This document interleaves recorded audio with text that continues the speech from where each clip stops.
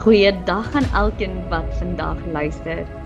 Waar jy ook al nou luister, in jou huis, in jou motor, op die plaas of dalk met 'n hart wat moeg of bekommerd voel. Weet vandag, Jesus sien jou. Vandag wil ek juist praat oor dat Jesus mense roep. Ja, gewone mense roep. Vir my en jou roep. Al voel ons klein en nietig, roep hy vir jou ook. En daarom wil ek graag uit Matteus 9 vers 9 tot 13 saam met jou lees, met die opskrif die roeping van Matteus.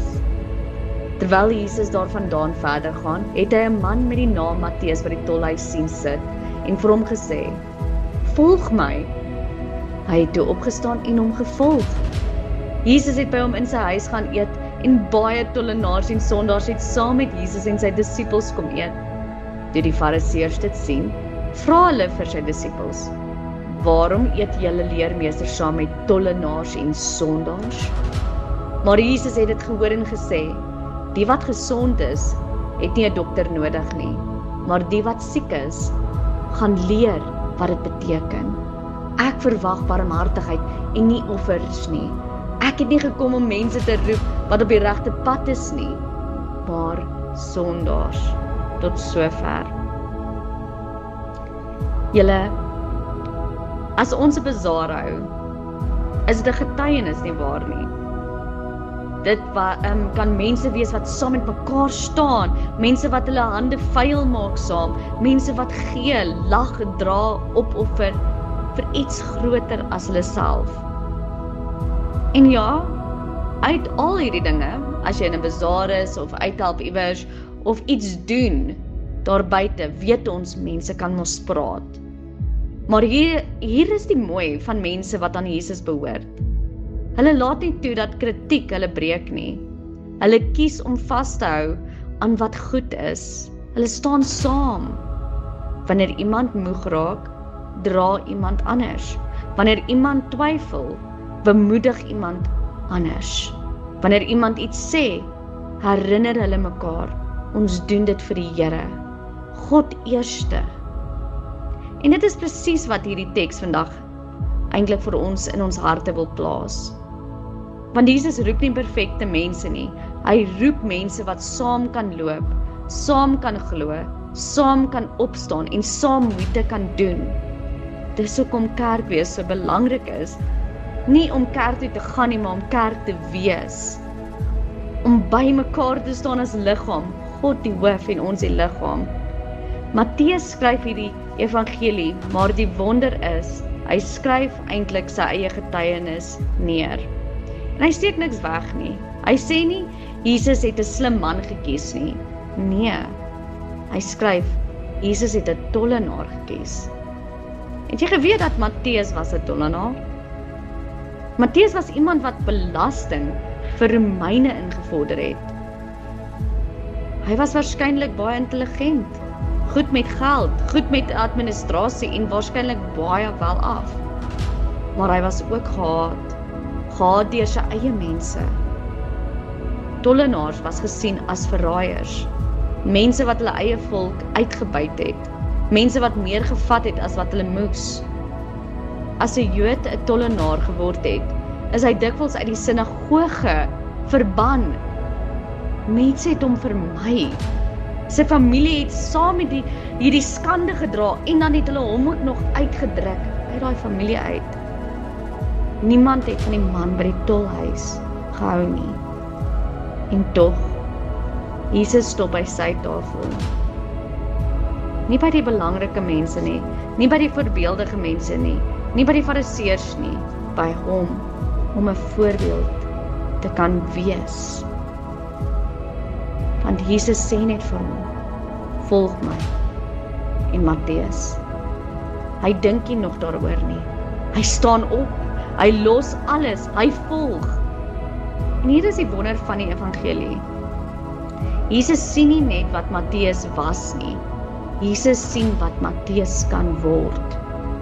Waar ander 'n sondaar sien Jesus 'n disipel. Waar ander 'n uitgeworpene sien Jesus 'n evangelieskrywer. Waar ander net sy verlede sien Jesus sy roeping. En dalk moet iemand dit vandag hoor. Moenie jouself afskryf nie. Moenie dink jou verlede diskwalifiseer jou nie. Moenie mense se opinies harder laat praat as Jesus se stem nie. Jesus roep gewone mense. Jesus gebruik gebroke mense. Jesus bou sy koninkryk met mense wat anders kan wees en ander soms miskyk. En nog iets ongeloofliks.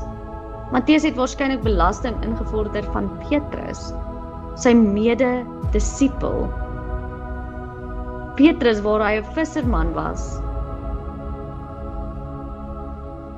Kan jy dink hoe ongemaklik daardie eerste gesprekke moes wees, nadat Jesus nou vir 'n man met die naam Matteus ook geroep het.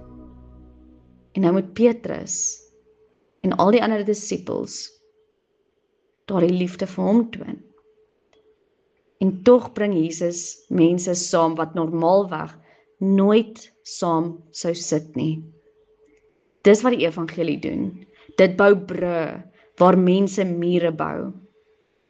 Later nooi Matteus sy ou vriende om Jesus te ontmoet. Hoor mooi, Matteus nooi sy ou vriende, want hy weet wat Jesus vir hom kan doen. Wat te meer kan hy nie vir sy vriende doen nie. En skielik sit daar tollenaars, sondaars en uitgeworpenes saam met Jesus aan die tafel. Want Matteus weet wat Jesus doen.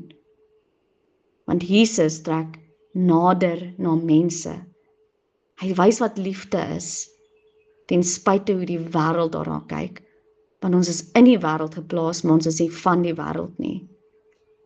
Die fariseërs het na mense se foute gekyk. Jesus het na mense se harte gekyk. Die fariseërs het skande gesien. Jesus het moontlikhede gesien. En dis nog steeds hoe Jesus vandag werk. Mense mag jou verlede onthou, maar Jesus roep jou toekoms. Mense mag sê, jy's nie goed genoeg nie, maar Jesus sê, volg my. En dalk is dit vandag jou woord. Moenie ophou om jou kant te bring nie, moenie ophou te dien nie, moenie ophou om lief te hê en te probeer nie, want ons doen dit nie vir applous nie, ons doen dit vir die Here. Kom ons bid saam. Here Jesus, dankie dat U mense sien wat ander miskyk. Dankie dat U gewone mense gebruik. Dankie dat U nie verby ons stap nie. Gee vir ons harte vol liefde en barmhartigheid. Help ons om saam te staan, mekaar te dra en U met vreugde te volg. Waar mense moedeloos voel, bring hoop. Waar mense skuldig voel, bring genade. Waar mense alleen voel, bring U teenwoordigheid. En help ons om nooit op te hou om ons kant te bring nie. Lei ons deur die Gees. In Jesus se naam bid ons dit. Amen. Dankie dat jy geluister het. Onthou vandag hierdie. Jesus kies nie net die mense wat almal aanvaar nie. Hy kies mense wat bereid is om op te staan en hulle kant te bring.